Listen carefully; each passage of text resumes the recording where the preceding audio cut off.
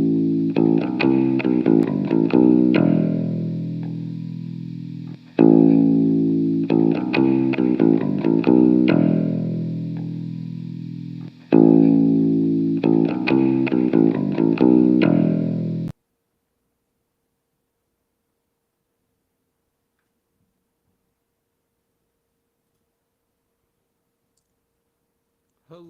anybody who is watching. I don't see a number. Not really sure what happened. Things changed. Trying to be fancy. Maybe if I click chat. Chat is there. I don't see anything saying anyone's watching, but either way. Hello, everybody. I'm the okayest bassist, and this is the BASSics live stream, kind of live bass lessons thing. If you have questions to pop in the chat, feel free. Try to check chat as often as I can. Didn't get any of the instructors this week to introduce to anybody, so y'all are stuck with me. My condolences for your time spent. If we don't get anybody who shows up to assist, might be shorter than the 1 hour, unless we get going well on chat. That could be fun. What we have today, check my handy dandy smartphone.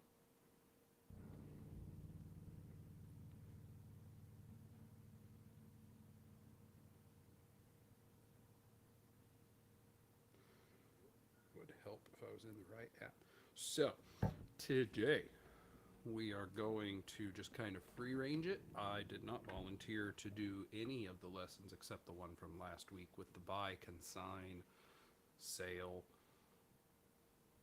do it yourself, how to get rid of gear. So, my general plan, I'm going to talk about kind of when to play, when not to play, which was a big deal when I first started playing bass. I typically at church play rhythm guitar, so I'm hitting notes frequently. And I found out quickly on the bass that is not how it goes. So there we go. What I will start out with is what I typically say. If, like I said, during the live, if you have any questions, please put them in the chat. If you have any questions not in the live or during the live and you want to put it after the video posts, if you have any topics you would like to see covered, please leave that as a comment so that I can get more ideas. If ever I can get instructors on here, we'll actually start teaching other stuff more than just what I randomly come up with. So I don't have a way to input a song, plus it would probably get copyright claimed if I did. But if you are playing a song, as the bassist, of course, your number one thing that you can listen for is the kick drum, your bass drum. That's why it's the bass drum, probably, is because of us. Every time that kick's going is a good time for you to play a note. For example, if you're playing a song that the rhythm would be going, you as the bassist don't need to be going the whole time. Some songs call for that. Some songs call for that at a point for high energy of dynamics, which is just a fun way to say whether you're a bunch playing or not a bunch playing, or how hard you're hitting your strings versus how softly you're playing. But if you are listening for the kick and you're playing during that, if you're just playing the simple root note, then that's going to be your best option. Can I give an example of that? Not really, because again, I don't have like a song, I don't have a backing track. That would have been a good option, but I was hoping up until about 15 minutes ago that there was going to be someone for an instructor today, and then that fell through. So you're just kind of stuck with me. But if you have a song that if you're not playing an actual bass line all the way through a song, like obviously anyone who knows bass from along the 40-ish years ago mark, Toto's Africa, they have a specific run that they're playing.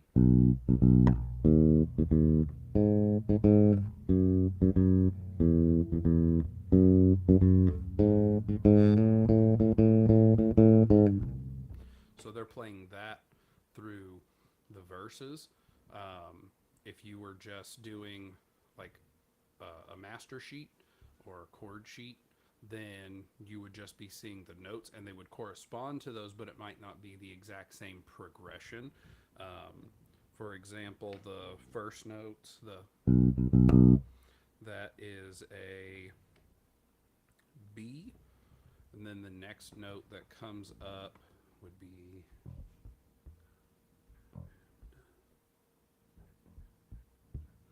a D sharp, E flat. So you might end up going, if you're playing a 5-string, you might go lower the octave, who knows.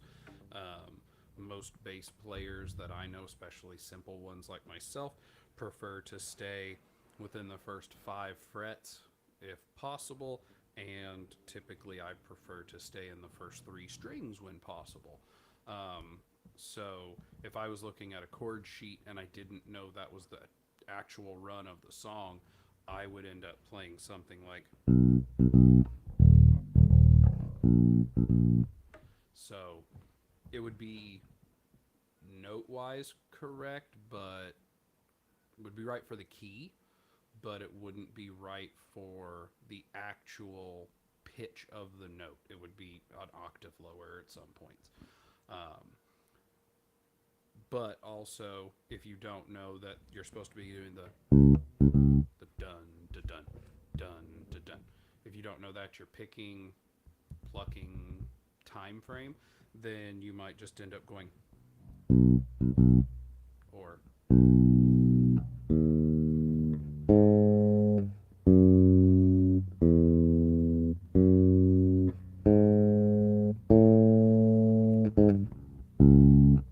so there's a lot to the dynamics that you can do where you need to know when you're supposed to be playing.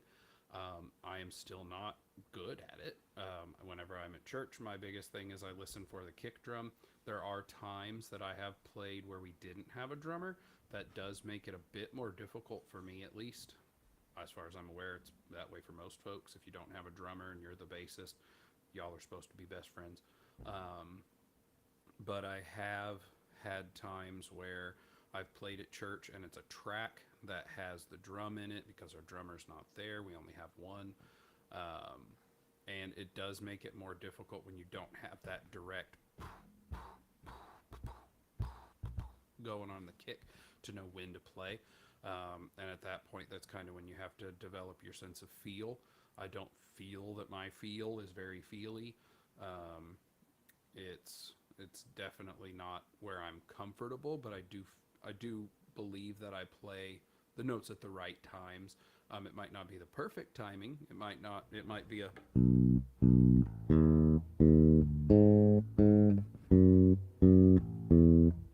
instead of that little doublet instead of just 2 single notes. It might be a single with a doublet. I don't know. That's kind of a thing I'm still developing, but it is something that I can give the advice on, at least to definitely develop that. Again, when I first started playing at church, if we would have had a song like that, I would have been going,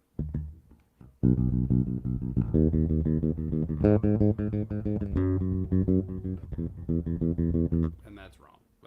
That's not what the song calls for.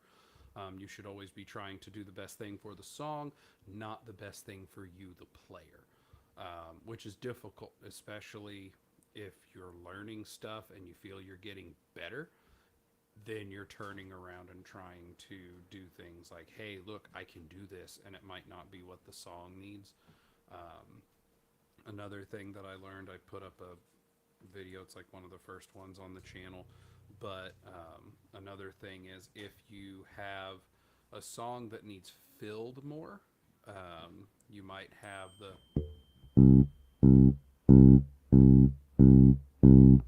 you could also do that note if you know a little bit on music theory. I know just enough to think I know stuff, and then sometimes I do and sometimes I don't. You can go with that note and the fifth, which is easiest way to explain it, at least to me, is whatever note you're playing, you go one string higher pitch and 2 frets down. Doing that, you could bounce back and forth. If the song's in 4/4 time, I'm not 100% if it works in anything else because I don't think I've ever tried. But basically, instead of just, you'd be playing.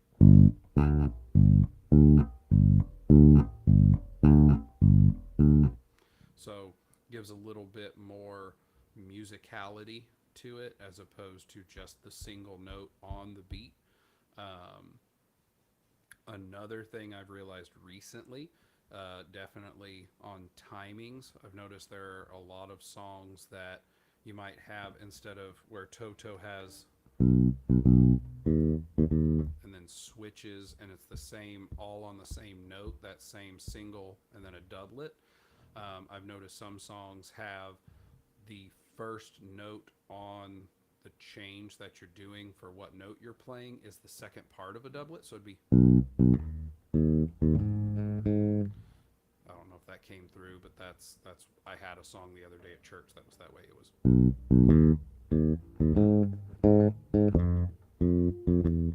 so keep in mind the beat at which you're playing might not always coincide directly to the same note the whole time as well. That's another thing that can definitely change from song to song. Each song's different. That's why we like them. But those couple of little things for someone who's a beginner might be, they were things that like mind blown for me whenever our actual bassist was up there and he was like singing. He can't sing and play at the same time, so it was songs that he specifically sings, and I was on bass and he was the one who showed me the, but then I thought, oh, okay, just always do that. And then you can also on that say you're playing a C, which is the 3rd fret on, if it's a 4-string, the 2nd string. If it's a 5-string, it's the 3rd string. But it's if you're playing a C, instead of going to down 2 frets, higher pitch 1 string, you can also just go same fret 1 lower. So if you were playing a progression in a nice chord, like in a nice key like G,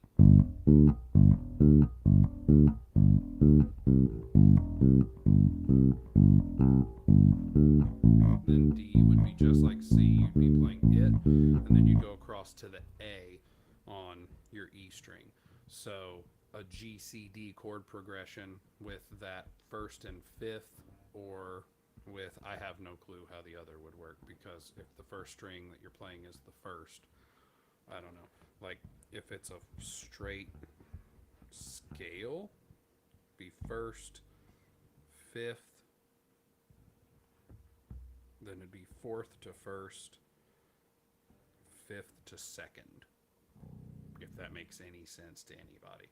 The way the scales work, at least my understanding, would be, say you have one in the key of G, put your G on your E string, the next note, your 2nd, is 2 frets higher, then you go 1 string over and you're 1 fret higher than your original, then you go just 1 fret higher, and then you go 2 frets higher. Those are 5. Then again, you're back up to the 2nd fret on your 3rd or 4th string, depending. Then you go up 2, and then your last one is up 1. So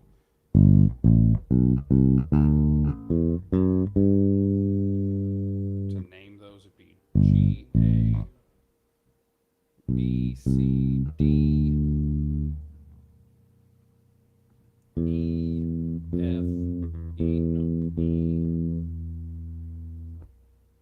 F sharp, and then G. That sounds right. Okay. Or G flat, G. Either way. Don't know if that helped anybody at all, but if you can wrap your head around that, I know there are plenty of other keys, there are modes, there are scales. That's not me. There are other people who have volunteered to do those. Because I don't know them. I know that much. Um, but again, if you were to have, back to what I was saying before I got sidetracked, if you were to have a song that was in the key of G that had a G, C, D chord progression instead of just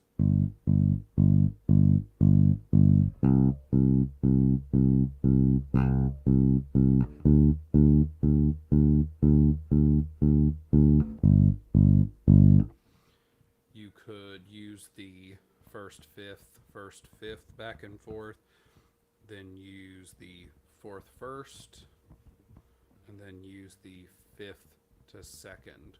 So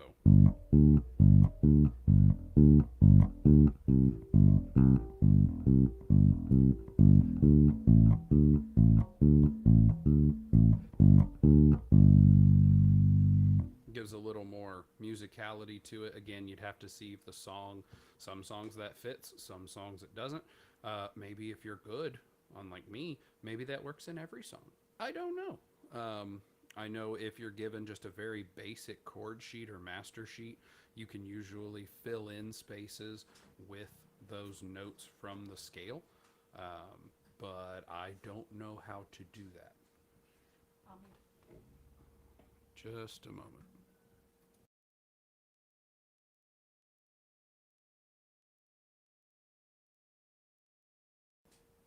Apologies.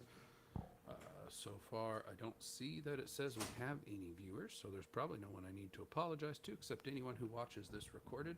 And if so, sorry. My wife was telling me about children things. Horrible pets, let me tell you. Most expensive pet you can have is a human child. They take a lot. You can get a 50-pound bag of dog food for $40. You cannot get a 50-pound bag of chicken nuggets and french fries for $40. If you could, I would have them multiple bags filling my freezer and then just air fryer, dip it, put it in a fryer, and you're done. Kids would be happy forever. I'd be happy forever. I love chicken nuggets and french fries too.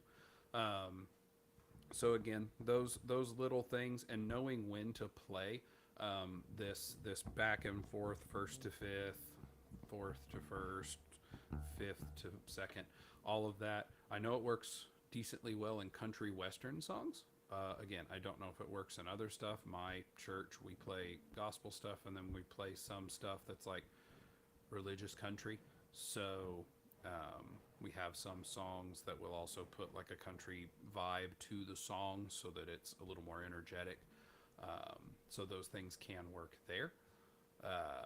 That's about what I have. Don't overplay. Overplaying. We are the bassists. We are even the people who are showmen that are bassist we are typically there to hold the song together and to help. The drummer lays down timing. We lay down the foundation of the music, and then you'll have things like rhythm, like a rhythm guitar is there just to keep timing and fill, and then you may have someone on like keys or lead guitar or something who's playing a melody. I don't count solos because solos are just so that instrument can be shown. It's not, I mean, it definitely supports the song. Some songs are made to have a solo, but it's not specifically a thing for the music of the song. It is just that instrument so that they can, fiddly dee and show off. Our job is to lay the foundation of the music. Without us, the song doesn't have that foundation, so it can definitely have a problem. And if we overplay, one, it just doesn't sound good if it doesn't serve the song. But also, if we overplay, then it can muddle some of the sound, like on a mixing board if the bass is just constantly there hammering notes all the time when they don't need to be.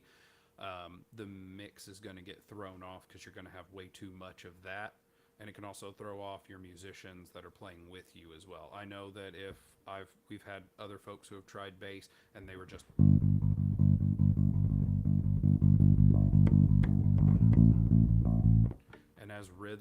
or trying to keep up with them almost. Or if the song isn't that fast, you might be trying to double time them just so you can fill, because as rhythm, that's your job. So that's one thing I've had to learn to be mindful of is serve the song, not my ego. Serve what the song needs, not what I think would be cool to play at the time. So a little bit of advice there. Pardon me. The other topic, which no one ever took, let me make double sure that I was correct on that,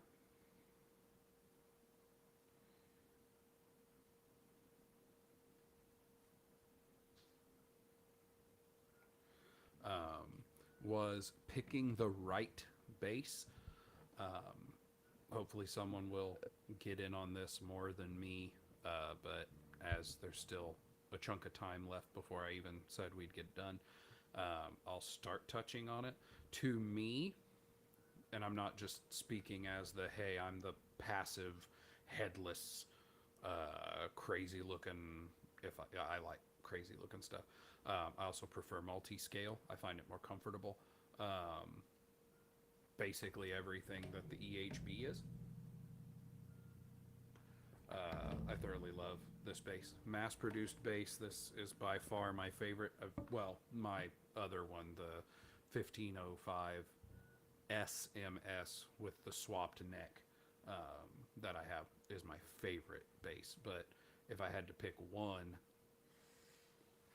that is mass-produced, because I swapped the neck on mine with one from a 1005, and then Shannon, who was on last week, has the emerald green body with the dark neck, which, Shannon, by the way, if you ever decide to get rid of that bass, it comes back to me, because I would take it back. It would probably end up being my church bass. I would just leave it there. I prefer the short multi-scale. It's more comfortable. You don't reach as far. I don't like playing with my arm all the way out like I'm a scarecrow.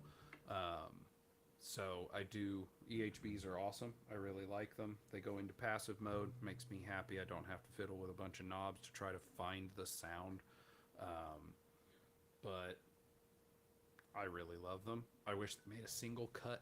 That would be super cool. I would love a single cut in like white or in red. They make an EHB in red, but it's not multi-scale. It's just standard. I think it's 34 inch, and it has the dark neck, and it looks really nice. But if Ibanez made it in a multi-scale, I might have to pick one up. I would pick one up. I'm not lying to anybody. I would grab it. I consider grabbing the single scale instead of multi-scale, but to grab a used one still like $1,100. Even 48 months, no interest on like the new ones. They're still like 1,700. No, not for a single scale. Sorry. I really like them. My thing on picking out a bass is on how comfortable I feel with it. Again, I find multi-scale more comfortable than standard single scale. That's because I typically play sitting down. I always play sitting down at home unless I'm practicing for church. And that's because I like to dance around whenever I play. My face doesn't change very much. I might close my eyes and that's about it. But I do like to move around with the beat whenever I'm playing at church because I'm standing up. If I'm sitting down, I might do the head bob, funky chicken kind of thing.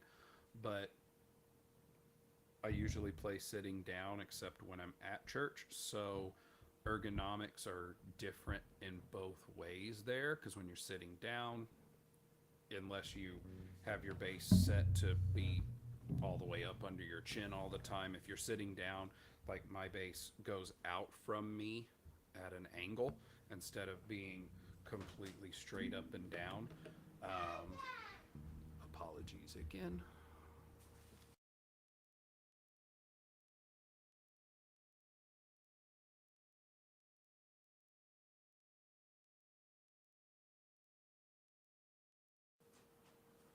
That was one of the children coming to interrupt me, as I think has happened in every BASSics. So it's just tradition at this point.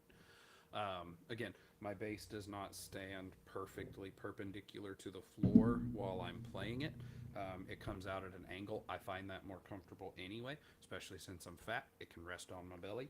Um, I, for picking the right bass to me, the number one thing is comfort. I could have the coolest looking bass that has the best setup, that has the absolute best tone I've ever heard. If it's not comfortable, you're not going to want to play it. That's my opinion anyway. If someone handed me the absolute coolest bass in the world, if Bully the Kid were to hand me his, I think he calls it Hamel, the Joker bass from Offbeat Guitars, the purple one with the green strings, and it was just the best sounding bass, and it was the easiest to play, and it even made me sound good. But if it wasn't comfortable, which I'm sure it is, but if it wasn't comfortable, I wouldn't want to play it. It's not something I would be like, I have to have.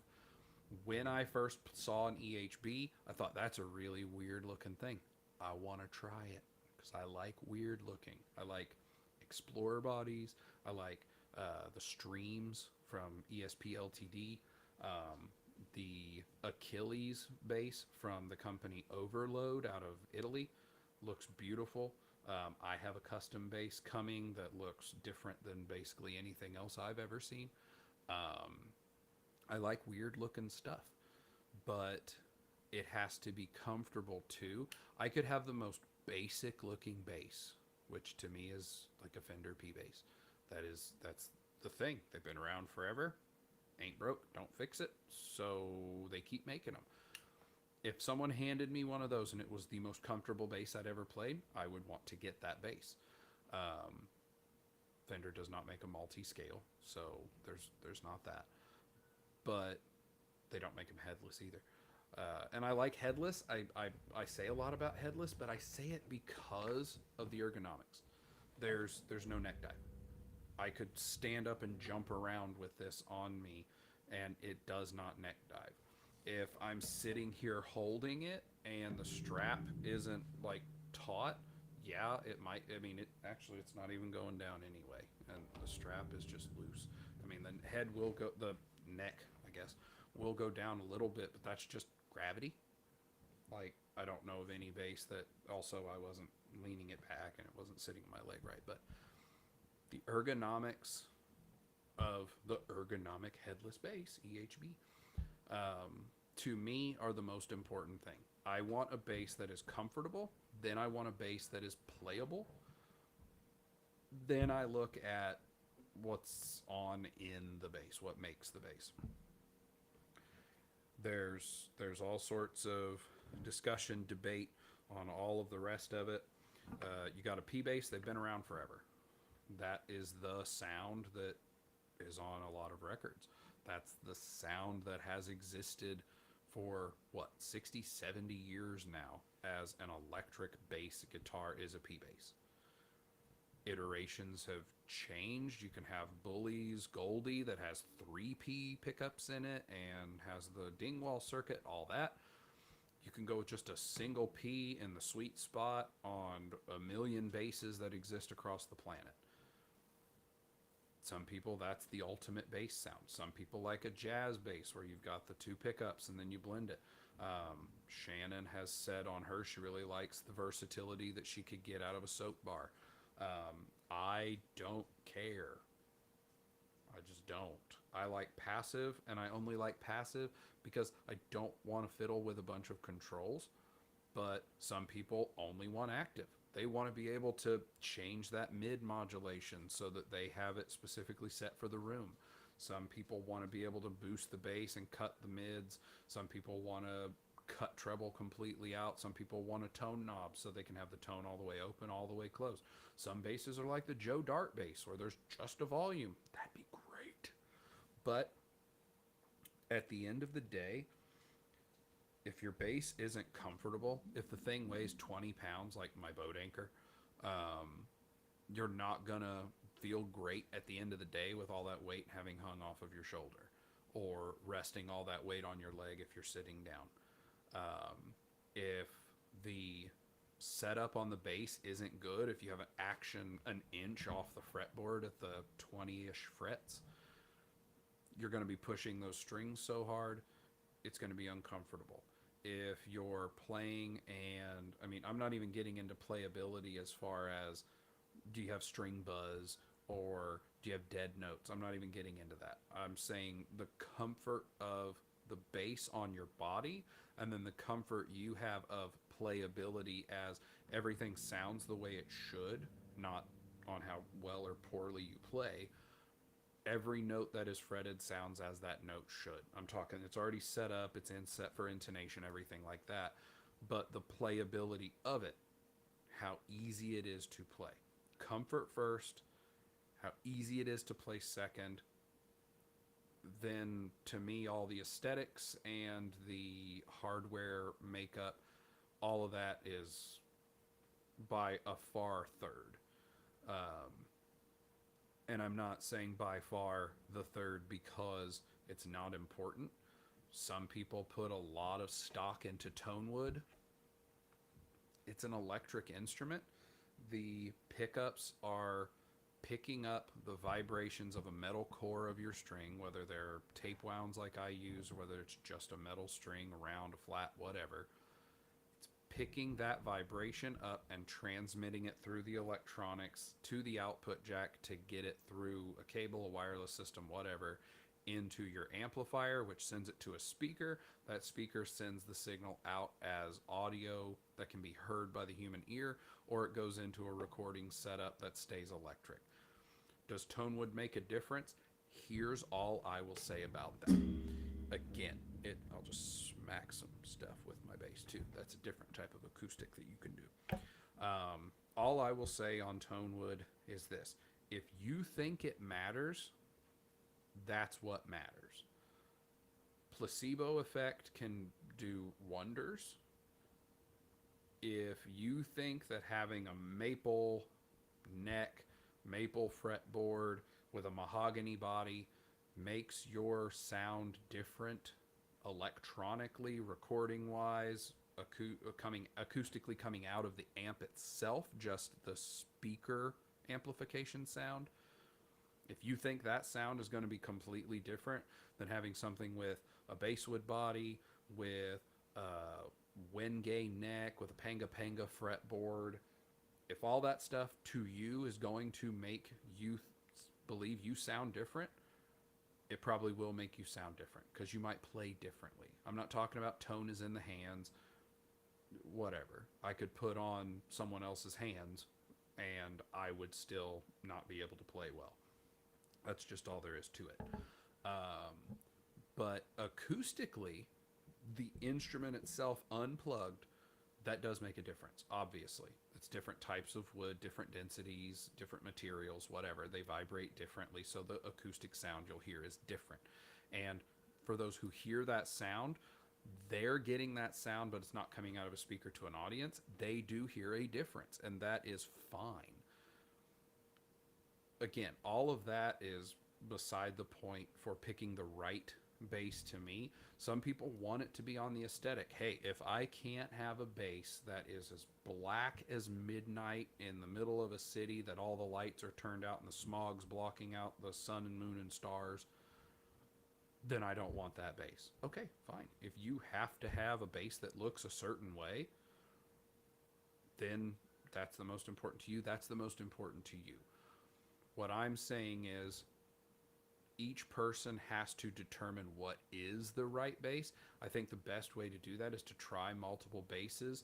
I'm not going to say do an intercomparative study saying, oh, well, this bass had these particular characteristics that I preferred and make you a big old spreadsheet. You could do that. I mean, that's kind of something I would probably want to do. But try multiple basses, see which ones you like, see if you gravitate towards a certain thing. Again, if aesthetic is your number one, if the bass that I get absolutely has to have this. I've had conversations with people who play who say, oh, I love this bass that I have. Like, oh, I have an EHB too, and it would be awesome to play, but I can't play because I play with a bluegrass band. And if I walked up on stage with this modern looking headless multi-scale bass, It wouldn't fit with the motif of the band. Therefore, it might detract visually from the band, which might detract from the over it would detract from the overall experience, which means the music might not be appreciated as much.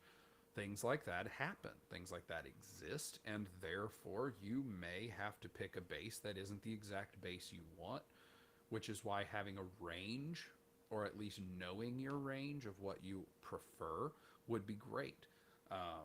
If I had to play with a band like that, I don't really have a bass that would do it well. I guess I would be getting the bass I call Allen that I got from Bully.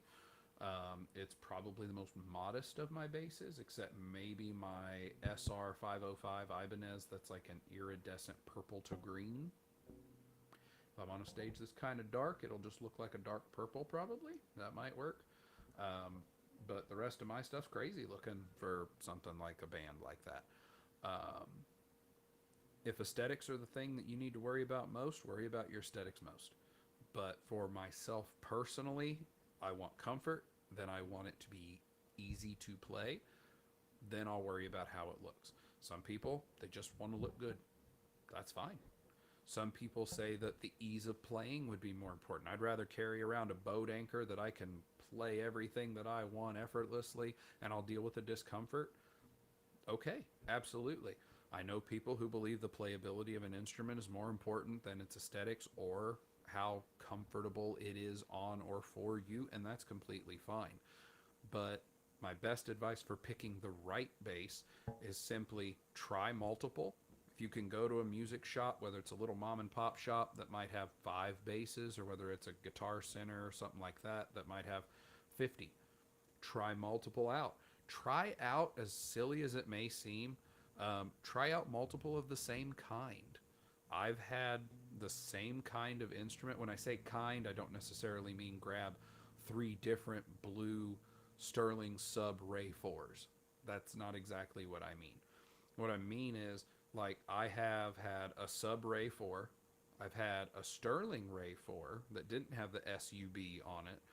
I've had a Ray 24. I've had a Ray 34. I personally preferred the 24, even though it's the lesser option than the 34. I preferred it to the 34. I preferred it to the Ray 4, which I liked the least out of all of them. My SUB 4 I liked better than the Sterling Ray 4. Don't know why, just did. So it just because if they're different series, try them out. If you see one that's a Sterling Ray 24 and it has a maple neck with a maple fretboard, and you see another one that has like the maple neck with the rosewood or laurel or whatever material it had to be made of at the time, try it too. You might Aesthetics again can make a difference on you visually. Some people pick up a certain bass. I've seen Bully the Kid do it. He'll pull a bass off the wall and says, "This makes me want to play this way." Okay, if that's what it's doing to and for you, go for it. The best advice I can give is try them out. If you find a bass and it turns out it's not one that you like, but you looked at it and you're like, "Oh my gosh," I can say I've had that. I did that the first time I sat down to try to pick out a bass. The one I wanted, maybe this is putting myself too much out there, bad taste. The one I wanted was by Dean, and it was their Metal Man series, and it was the Explorer body, which I think they call a Z. It was a single big soap bar humbucker, almost like what's in I think it's the same kind as what's in Stingray, but it was set farther back, almost like a bridge jazz bass spot. And I saw that and I was like, that is awesome. It's a big, solid black Explorer body bass. That is so cool. I got it. I started playing it. Didn't know anything about playing. It was the only bass I even played. I just started playing it. I was like, it makes bass sounds cool. Got it. And the first time I played it at church, they looked at me and they're like, that's a weird looking bass. Whatever. It sounds awful. And I didn't know that that's not how they were supposed to sound. Apparently it had a really low buzz. I couldn't really hear it until I put on monitor headphones. But they had to like cut the gain a lot. It took some soundboard jiggity pokery in order to get it working right. But it sounded awful, so I ended up returning it. And then The next thing I saw was a Thunderbird, and I was like, oh my gosh, it's almost like an Explorer. I should try that. And I started playing it, and again, had no idea about other bases, didn't even try other bases, and everything seemed pretty cool. So I tried that out, and then I ended up asking a guy at Guitar Center. I was like, hey, what else should I try? Like, I like this. This is pretty cool. You got one you recommend more? He goes, you should try the Sterling Ray 4. Like, you should try the SUB 4. That's the one you should try, because that's like the all around best cheap one that we sell here. So I tried one out, and I was like, the blue's kind of cool, I guess. It has the sound that I like. So I ended up using it. I ended up getting another one. I left the one at church, so I had it there to play, so I didn't have to remember to pack stuff back and forth, because I didn't know how to do that at the time. And then I had a different one to practice at home, and it worked out great. As time went on and I tried other things, I started to realize that I had a different taste for how the things worked. But again, I'm not saying go out and if you want the thing I think is the coolest and best, go grab an EHB. These things are expensive. I mean, if you can find an EHB that works and it's in your price range, I recommend giving it a shot. But outside of that, what's within your means. Don't overspend, especially if you're new. And that's kind of who this is geared toward as a new player. If you're new, don't overspend. Set yourself a budget and try not to go out of it. We all do it. Oh, I'm going to buy a new car. I only want to spend $20,000. And then we get to the car lot and, oh, look at this one. It's got everything I need. But oh, so much more of what I wanted, and it's only $24,000. Well, I can make that payment work. If you need to, do it. If it's what's going to make you happiest, do it. But on the other hand, you're going to have that higher payment. You're going to have to eat ramen noodles for an extra meal every week so that you can make the payment. If that's what's going to make you happiest total, go for it. On a base, if you see something that you absolutely want, you set yourself a $500 budget for a base, and you're looking around and, oh, they've got a used EHB. They're normally $1,200. They've got it on sale for $700. If you can afford it, I guess go for it. But if you set yourself a budget, it should be a mindful budget. This is what I have that I can comfortably spend. Then tell yourself, if I find the holy grail of all things, how much is the most I can spend? Don't go over that. Don't put yourself financially in jeopardy just to get a thing that you think's really cool, that's nice and shiny, as much as you might want to. At that point, go try out the bases, the one that you like the best that's in your price range. Go for that one. You'll always be able to get rid of gear. Will you get all your money back? Almost certainly not. I had a Harley Benton that I bought. I think I paid $160 for it. You know, shipping would have been somewhere in the 20 to 40 range for that one instrument, because I always ordered multiple. I don't remember how much the shipping was on the order, but let's just say that the grand total for the one instrument, worst case, $200. I put a set of EMG Geezer Butler pickups in it, because the pickups that were in it had a really loud buzz.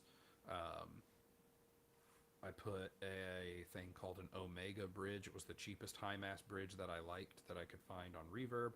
And then I swapped out the tuners for Hipshot Ultralights. All in all, I had probably $400 in that bass. And when I sold it, I did take the Hipshots back off because I ended up putting them on a different bass. But so say I had 250, 275, 280, less than 300 in the base. When it sells, I'm going to get $150 for it. Am I upset about that? No. I mean, it's a thing. I had it. I enjoyed it. I used it. It wasn't what I wanted anymore. At the point of hanging on my wall with me not playing it, it wasn't worth keeping. That's how I view it anyway. If I'm not playing it, I don't need to keep it. So all of this kind of goes together into the same thought process of test out the things, see what you like. If you can't get the thing that you absolutely want, you have two choices. You can either keep the money and wait, or you can buy what you can get that you like the most and then sell it later. You're going to sell it at a loss, but you'll have something during the meantime. That is what I typically do. I get what I want now, and then if something better comes along, I wait until I can get the next best thing, and then I move to that. Um, I used to have way more instruments than I do now. I've narrowed it down to what I have, and some of these I have because I've gotten them from friends. I don't plan to get rid of them. Others I have because they were really cool and I like them. If there's any of them that I ever don't play, I'll get rid of them because they don't matter to just hang on the wall. As far as you go, you'll be different. But the best advice I can give on picking the right bass for you, pick the bass that you like the best right now, that you can afford. Go with it. If you end up not liking it later, or you end up liking it still, keep it, save up your money, get a second one, or sell the first one. There are some people like Floof the bassist who had a video where they flat out said they do not plan to sell basses anymore because you might always have that one that got away that you wish you could get back. Completely fine. If you've got the room, I hang all mine on the wall. They don't take much room. They only sit 6 inches against, like, they're a few inches from the wall. They don't take up much space. You just got to make sure no one smacks anything into them while they're moving through the room. You could put them all in a stand. You could fit a 7 instrument stand in a section that's about 4 foot wide. That's fine. You look at Sono Jono's room, just all over the place. All Sono has to start doing is hanging them on the wall, get about 50% more basses in that room with no real modifications. All of these things are options. You could just keep building a collection forever. Oh, that's my first bass, and then I upgraded to that one, and then I went to that one, and now this one's what I'm playing right now, and I've got this spot all picked out so that I can get this certain one that I'm looking at right now. Go for it. But you need to decide what's most important to you, whether it's aesthetics, comfort, playability, if it's a certain type of hardware. I've known people, I'm always going to put, I know a guy who he's only going to put Fender stuff, like Fender pickups in his Fender bass, and that's all he's going to have. He's a brand loyalist. That's fine. You be however you want to be. All you need to do is figure out what's most important to you on the qualifications of a good bass. Go with it as best you can. If you find out it's not what you want, you can always get rid of it. You can always get something else.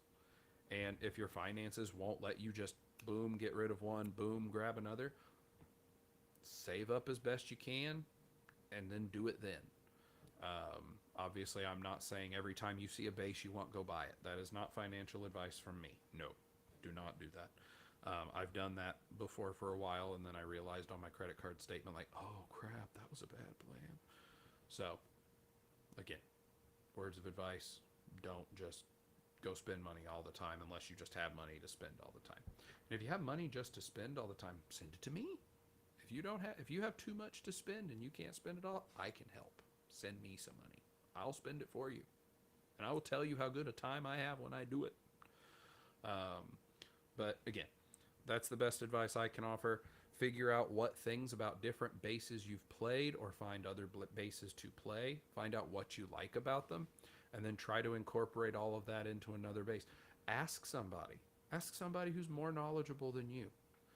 Hey, I played a Sire Z7 and at a friend's house, or I bought one and I played it, and here's what I thought of it. I really liked this, I didn't like that. I've heard a lot of people who say, hey, I really like the Z7, but I don't use the neck pickup, I just go back to the bridge pickup. Okay, if someone played one that I had a Z7, if someone had played it and said, hey, I really like it, but I don't like that neck pickup, maybe you should buy a Z3. Save some money.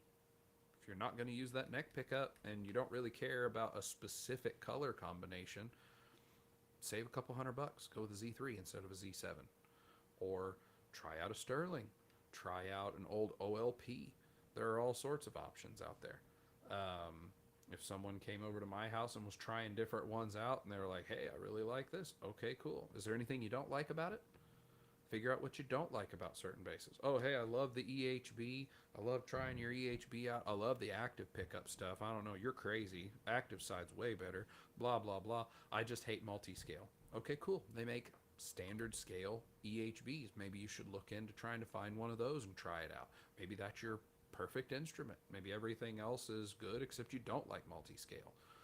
I have had instruments that I've gotten in that were only active. I had the Ibanez BTB, I think it was 655 or something like that. It was a single cut, black and natural on the front with a red back. It was big, it was heavy. I really liked it, but it was only active electronics. I looked at it and I thought, I do not like the active electronics. I did not. I wanted it to be passive. My only options were going to be to swap out the electronics. To me, as I don't like soldering, that answer to me would have been, what size EMGs fit in there so that I can put it together with their solderless system and then do that. Had I done that, I would have liked it a lot better. But then I would have had an instrument that retails at $1,200, $1,300, that if I'd ever sold it, at best I would have gotten maybe $500, $600 out of it because it didn't have its original stuff. Now granted, I could sell it to someone with all the original stuff, but then they have to put in work, so maybe I get an extra $100 out of it because I have all the original electronics. I don't know that that's something someone's going to pay for. Whereas right now, because it's all original, it should be able to sell $800, $900. I would be putting money into something that at best I break even. Most likely I detract from the value. Unless I put all the original electronics back in it to sell it and save those pickups, quite doable. But again, I'm not comfortable doing the electrical work myself. So that's kind of where I get the loss. I just decided to get rid of it. Also, it was, I think those are 35 or 35 and a half inch scale. So it wasn't multi-scale, so it wasn't the perfect thing for me. I really did like it. I've considered going to the music shop because it hasn't sold quite yet. They've gotten offers, but nothing close to what I'm willing to take. I thought about just going back saying, hey, you know what? I'm taking it back with me, and then do the pickup swap. But at this point, I don't have a major need to do that because it's not anything I would want more than what I already have here.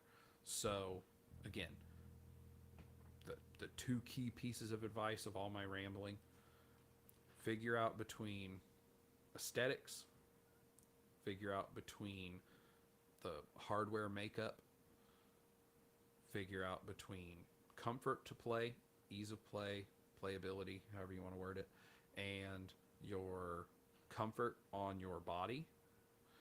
Figure out which of those is most important. Once you figure out those in order, start with the top one. If aesthetics are your number one, start looking at basses online. Perfect. See what looks cool. Go to places that let you do a custom bass build. See what looks the coolest to you, build it out, and then save the picture. Screenshot it. Look for stuff that looks like that. If you see something that looks even cooler, go for that. If comfort is your number one thing, you can't test that online. Go to your next most important thing. If you're like me and your next most important thing is playability, okay, the best you can do is look for number 3, see something that looks cool, then you know what to try out. Going from there, you're basically going to, again, my next bit of advice is try a bunch out. Try out a bunch of things, see what feels good, what works well, what looks cool, all of that. If it's something on aesthetics that you like, look at it in real life. Don't just look at a picture. I had the Sterling Ray 34 that I had. The picture was beautiful. It was a beautiful burl, blue burl. It made it look like this. Like, oh my gosh, look at that beautiful blue burl poplar top. I got mine in, and you had to have the thing outside in the sun to be able to tell that it had a blue burl poplar top. It just looked like it was dark blue, like hanging on my wall with lights on it. Looked like it had some fade to it, and that was it, like a blue burst. Light blue out to dark blue. That was about it. You couldn't see the wood. I hated that. Hated it. Didn't like how it looked. Immediately got rid of it. I ordered it online, so that was just a matter of get rid of it, sent it back. But a lot of places won't let you just do that either. They're like, oh, it's not how it looks in the picture. Well, wood is wood. It looks different. That's just what you got to deal with. You may have to pay return shipping kind of stuff. But you can look at aesthetics, get an idea online. From there, look at them in person. Sweetwater is really cool because they'll have the picture and you get to pick the one that you want. Just bear in mind, little grain of salt, they have lighting set up. So when you get it and it's in your house, if you've got a lamp shining on you at your desk where you've got your computer for your chords or your notes or whatever you're looking at to learn from, or you're sitting in your living room with the TV and a ceiling fan light, whatever, it may look different than when they've got studio lighting shining on it. But again, long and short, figure out what's most important, try stuff out. Once you've tried stuff out, whatever you find that's in your budget, if you've got to have an instrument now, if you're just starting out and you're trying to get your first instrument, if you've been playing for 5 years and you're looking for your next instrument, that's the advice I can give. See what you like, try stuff out. If something clicks with you, hey, this is the one, this thing's great, I can't go without it. If you can afford it, get it. It's the best advice I can give you. Just remember, I'm only okay, so I only give okay advice. It's not great advice. It's the best I can do. But our time is up. So, as always, thanks for watching. Thanks for stopping by. And I hope you have a wonderful day.